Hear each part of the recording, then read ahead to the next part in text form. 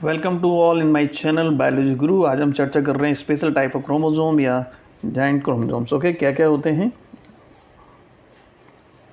इसमें? लैम्ब्रोस क्रोमोसोम्स की हम बात करते हैं तो लैम्ब्रोस क्रोमोसोम्स क्या हैं? ये आपको स्ट्रक्चर दिख रही होगी इस तरीके से।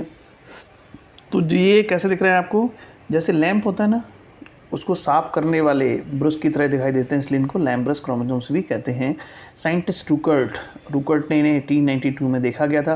कहाँ देखते हैं इनको? वो देखते हैं प्राइमरी oocytes, चाहे वो वर्टिब्रेट्स के हों चाहे वो इनवर्टिब्रेट्स के हों, देखा गया। अब इनके स्ट्रक्चर की बात कर लेते हैं। तो स्ट्रक्चर में क्या है, इनकी स्ट्रक्चर की जब हम बात करते हैं तो बेसिकली इनमें दिखाई देगा क्या, ये दिख रहा है ना, ये इनकी मेन एक्सिस है ये, ठीक है। और जो लूप दिख रहे हैं ये लूप हैं। तो मेन एक्सिस में भी डीएनए होता है और इनके लूप में भी डीएनए होता है, ठीक है। तो जो मेन एक्सिस का डीएनए, अब इसी खोल के देख रहे हैं, तो मेन एक्सिस का डीएनए जो है वो कैसा होता है? इनएक्टिव होता है। इनएक्टिव का मतलब ये आरएनए और प्रोटीन का फॉर्मेशन नहीं करेगा। अब जो लूप आपको दिख रहे हैं इसमें भी डीएनए है, तो लूप का जो डीएनए होता है वो कैसा होता है? एक्टिव होता है। अब एक्टिव होगा तो ये ट्रांसक्रिप्शन करेगा, यानी आरएनए बनाएगा, आरएनए से प्रोटीन भी बनाएगा, यानी ट्रांसक्रिप्शन और ट्रांसलेशन दोनों ही काम करेगा। जिससे क्या बनेगी? इनके चारों तरफ देखिए क्या बन रही है? ये आरएनए और प्रोटीन है। इसको मैट्रिक्स कहा है या इसी को इन्फॉर्मोसोम्स कहा है। इसमें क्या है? आरएनए और प्रोटीन्स। क्योंकि oocytes, क्योंकि बाद में एग का फॉर्मेशन है, तो आपने देखा एग के अंदर जो भी एस्पेक्ट्स होते हैं, तो जैसे यॉक होता है, यॉक में भी बहुत सारी प्रोटीन्स होती हैं। तो बेसिकली ये सब कर क्यों रहे हैं? लूप का डीएनए एक्टिव क्यों हुआ? क्यों ये आरएनए प्रोटीन बना रहे हैं?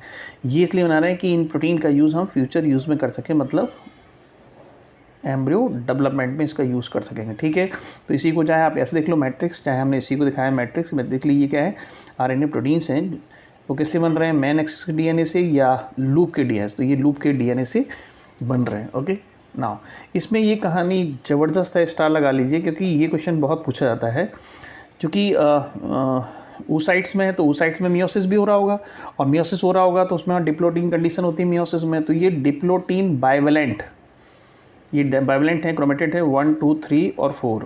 तो 2 और 3 जो है ना, आपस में क्रॉसिंग ओवर होती है। क्रॉसिंग ओवर के बाद में इसमें एक स्ट्रक्चर बनती है, इसे कहते हैं कियाजमेटा। समझ गए बेटा? क्या है कियाजमेटा? और कियाजमेटा कैसे दिखता है? ये दोनों क्रोमेटेड आपस में क्या कर रहे हैं? क्रॉस कर रहे हैं एक दूसरे से, तो इससे क्रॉस लाइक स्ट्रक्चर।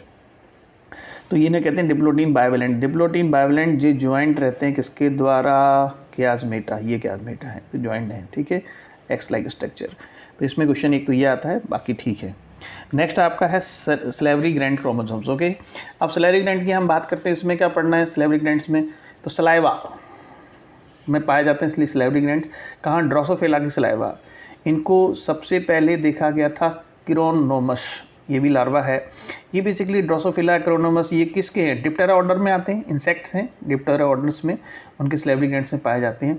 साइंटिस्ट का नाम जिसने खोजा था उनका नाम है E.G. बालबियानी। कौन बियानी? बालबियानी, 1881 में, ठीक है। कहाँ देखा गया था? सलेवरी ग्लैंड्स में, इसलिए नाम रख दिया सलेवरी ग्लैंड क्रोमोसोम्स। पॉलीटीन क्यों करें ये हम चर्चा अभी करेंगे।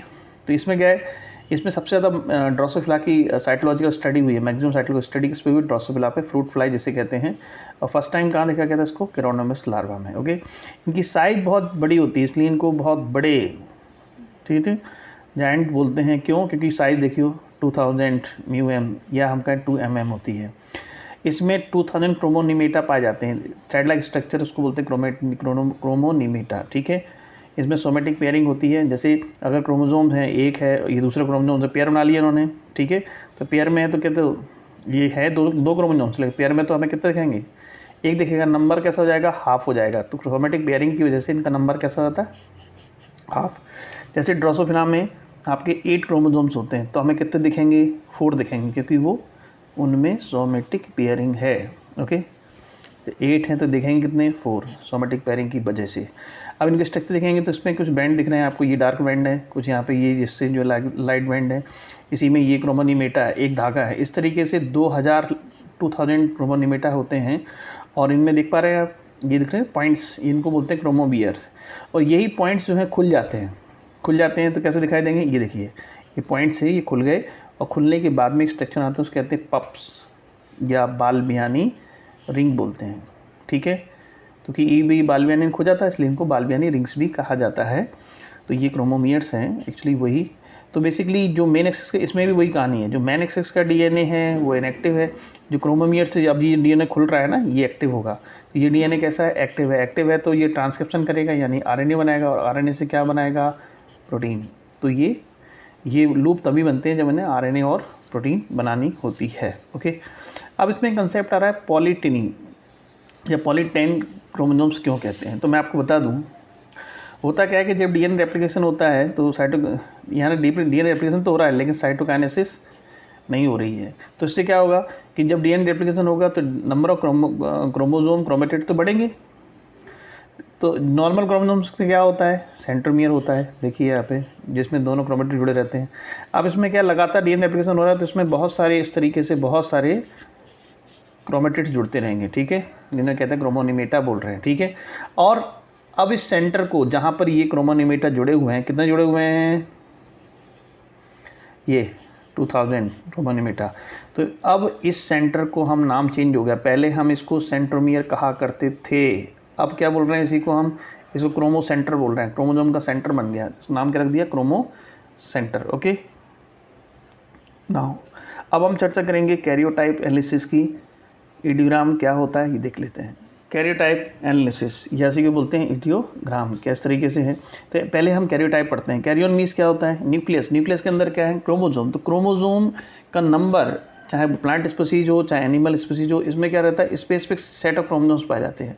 जैसे हम ह्यूमन बींग्स की बात करें, अगर हम ह्यूमन बींग्स का एग्जांपल ले लें तो अपने अंदर कितने होते हैं, 2n = 46 क्रोमोसोम्स होते हैं कि नहीं।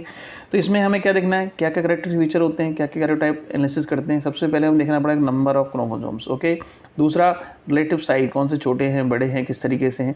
लेंथ ऑफ आर्म, अब लेंथ ऑफ आर्म क्या होती है, छोटी आर्म होती है, बड़ी आर्म भी हो सकती है, या बराबर की भी हो सकती है, दोनों आर्म है ना। तो ये लेंथ ऑफ आर्म, छोटी आर्म बड़ी आर्म, ठीक है। इसको छोटी आर्म को क्या बोलते हैं, पी आर्म, बड़ी आर्म को क्या बोलते हैं, क्यू आर्म। इनकी वजह से देखेंगे।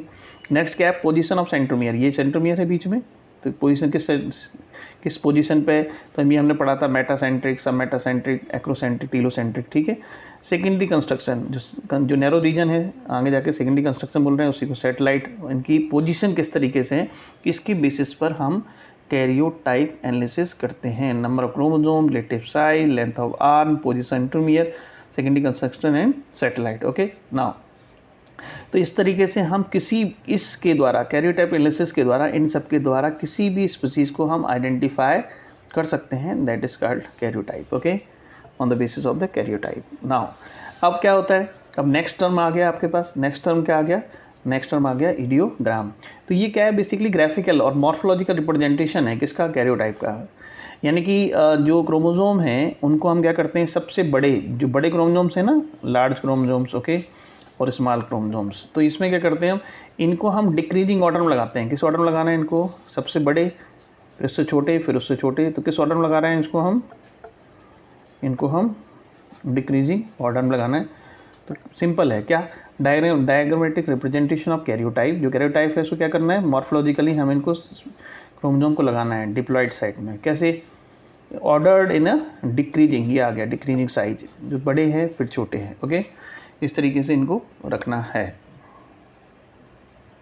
तो ये कहलाता है आपका इडियोग्राम। तो हमने देखा कैरियोटाइप क्या है, इडियोग्राम क्या है। कैरियोटाइप है क्रोमोसोम की structures, length, position, centromere, satellite, secondary constriction के बारे में, और उसी को हम ग्राफिकल रिप्रेजेंटेशन कर रहे हैं, मॉर्फोलॉजिकल, तो उसको बोलते हैं हम इडियोग्राम। ये डायग्राम आप जो देख पा रहे हैं वो इडियोग्राम ही। यहाँ देखिए, सबसे बड़ा क्रोमोसोम, फिर उससे छोटे, फिर उससे छोटे, इस तरीके से ये कैसे लगे हैं, डिक्रीजिंग ऑर्डर में। तो ये आपका इडियोग्राम का डायग्राम है। ओके।